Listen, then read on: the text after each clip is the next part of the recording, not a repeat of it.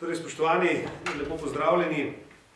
Poslanska skupina Slovenske demokratske stranke je pred nekaj urami vložila zahtevo za sklic nujne seje odbora za infrastrukturo in prostor.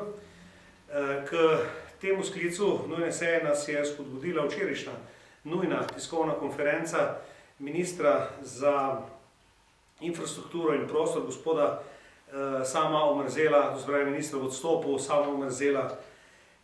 Torej, ta tiskovna konferenca je dokaz, ta njegova tiskovna konferenca je dokaz, da so poslanci koalicije ravnali v nasprotju z neko logiko, ko so podprli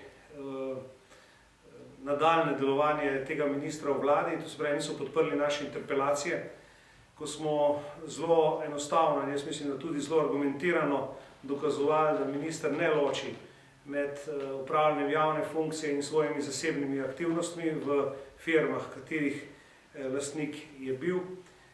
Ta včerajšnja tiskovna konferenca je pa potrdila, da minister pravzaprav ne obvlada niti abecede dela ministrstva, kaj šele, da bi znal odgovorno načrtovati proračun in seveda financiranje vsebin, ki sodijo v delokrog Ministrstva za infrastrukturo.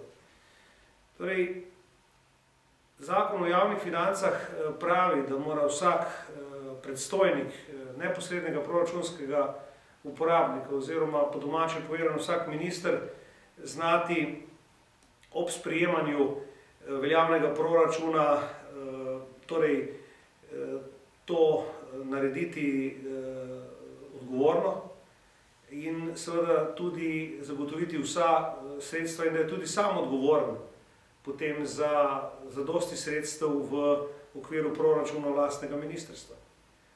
Zdaj, iz včerajšnje tiskovne konference pa smo ugotovili, da Ministrstvo za infrastrukturo nima več sredstev že za maj za subvencioniranje dijaških in študentskih avtobusnih prevozov in da bo sredstev zmanjkalo tudi za subvencioniranje prevozov v železniškem prometu dijakov in študentov.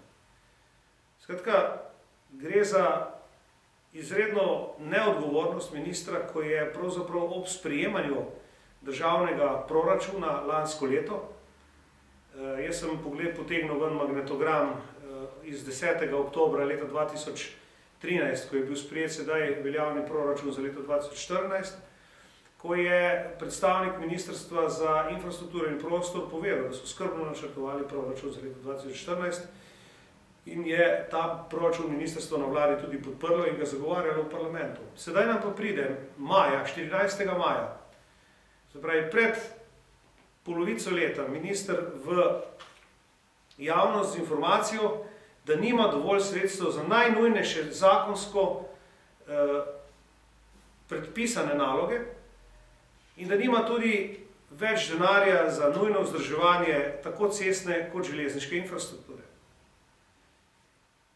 Zdaj, mi smo seveda doživeli tudi takoj odziv predsednice vlade, ki je navedla, da seveda gre očitno za neko predvolilno kampanjo ministra v odstopu, ki je sestavni del vlade, ko želi prevaliti krivdo na nekoga drugega za lastno neodgovorno načrtovanje pri proračunu v lanskem letu.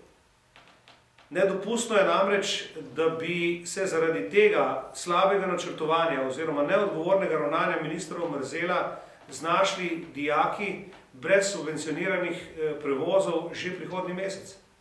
Kajti iz gospodarske zbornice smo prejeli tudi informacijo, da ne nameravajo več prodajati znižanih kart za avtobusne prevoze, če se ne bodo dogovorili z ministrstvom glede izpolnjevanja njihovih finančnih obveznosti.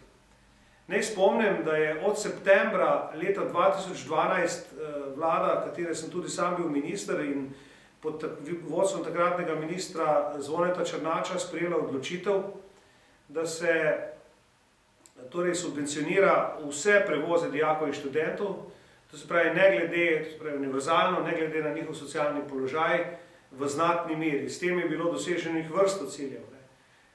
Avtobusni prevozniki so imeli bolj polne avtobuse, s tem tudi racionalnejše poslovali in zagotavljali nenazadnje tudi pomembno, bolj varno in tudi okolju prijaznejšo pot v šolo po bistveno bolj sprejemljivih cenah kot do tedaj. Namreč do tedaj so imeli tudi vsi dijaki do določene mere subvencioniran prevoz, socialno ogroženi so imeli pa seveda bistveno višjo subvencijo. Sedaj, če bi to obveljalo, kar je minister Omerzel najavil, pomeni, da ne bi bilo subvencije več za nobenega, tudi za tiste socialno šibke dijake in študente. Kar je milo rečeno neodgovorno in bi veljalo, da ta minister takoj zapusti to pozicijo. Takoj.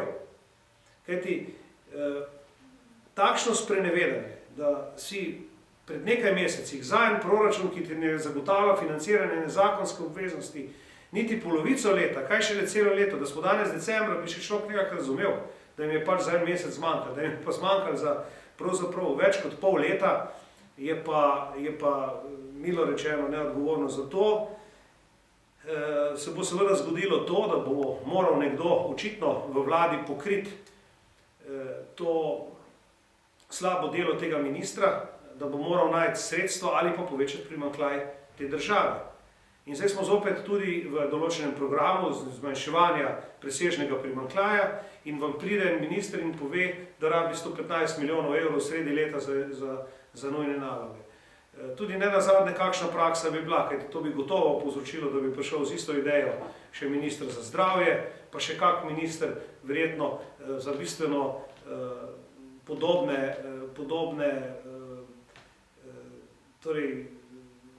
malomarnosti pri načrtovanju.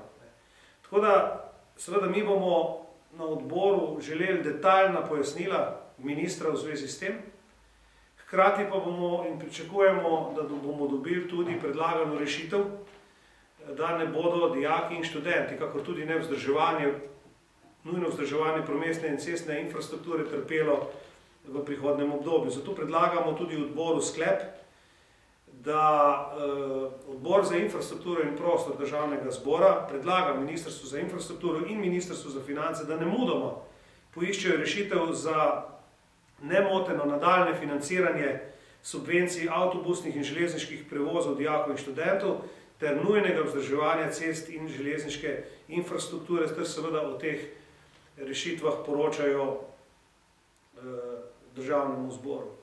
Ne znamo si tudi predstavljati, kako bi si lahko nadajali neko okrevanje gospodarstva oziroma tudi boljše poslovne rezultate gospodarskih subjektov, ki so odvisni od železniškega prevoza, če ne bo postorjenih nujnih del tudi po tem žledolomu na železniški infrastrukturi. Polaga se veliko na to gospodarsko rast, rišejo se lepe slike za prihodnje, hkrati je pa več kot jasno, da se lahko železniški promet na določenih odsekih tudi ustavi zaradi teh potrebnih popravil oziroma vzdrževalnih del, ki bi morali biti upravljene, pa za njih očitno minister pravočasno ni našel denarja. Skratka, mi ministru Omerzelu očitamo malomarno, neodgovorno in nestrokovno delo, ker je načrtoval proračun, ga potrdil, zagovarjal na vladi, kako tudi v parlamentu, izkazalo se pa je, da nima denarja za določene nujne stvari. Ne govorim za neke projekte, ki lahko tudi počakajo v že prvi polovici leta, na katerega se proračun nanaša in se seveda vali odgovornost na drugo ministrstvo, Ministrstvo za finance, čež da so bili trdi pogajalci. Jaz sem bil minister 5 let, pa vem, kako trdi pogajalci so na Ministrstvu za finance, in če kdo pozna to proračunsko problematiko, jo pozna gotovo tudi predsednica vlade, in zato se z njo v celoti strinjam, da so takšna sporočila gospoda Omerzela bodisi posledica sprenevedanja, bodisi nepoznavanje nalog resornega ministrstva. Kajti resorno ministrstvo je tisto, ki določa proračun posameznega ministrstva, in če je na posamezni postavki že zmanjkalo denarja, je to seveda posledica njegovega neodgovornega dela. V celoti podpiram to trditev, ker drži. Še samo mimogrede, glede posledic, ki bi jih nenadaljevanje subvencioniranja pomenilo za dijake in študente. Cene vozovnic bi se podražile tudi za nekajkrat, seveda odvisno od oddaljenosti oziroma od dolžine tega prevoza. Tako bi se seveda lahko cene dvignile tudi za 100 in več evrov, oziroma lahko si mislite, kaj to pomeni za tiste socialno oziroma za tiste dijake, ki izhajajo iz socialno šibkih družin, ki že tako ali tako s to subvencijo težko preživijo, kaj bi to pomenilo za tiste družine, ko bi praktično jim čez noč vzeli tudi ta denar, če bi seveda dijak želel če bi dijak seveda želel priti v šolo. Tako da, naravnost neverjetno je, kaj se zdaj dogaja, in to je posledica pravzaprav dejstva, na katerega smo v opoziciji že nenehno opozarjali, da je ta ekipa, še posebej pa del te ekipe, gospod Samo Omerzel, nedorasel temu poslu. Naj za zaključek poudarim samo še to, da pravzaprav danes razumem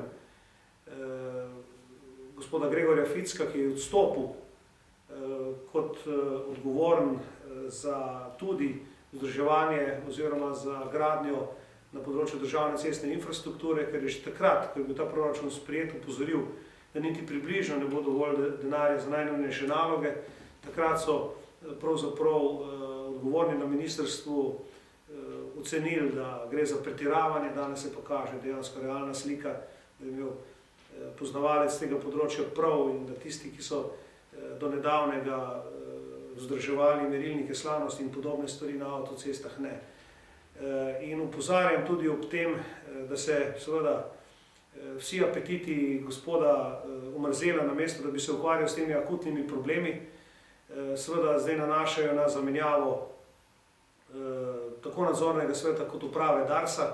Vidim, da je tu izjemno aktiven in bi mu toplo priporočil, da je bistveno bolj aktiven pri iskanju rešitev za problem dijaških prevozov in pa zagotavljanje sredstev za nujno vzdrževanje državnih cest in pa železnic.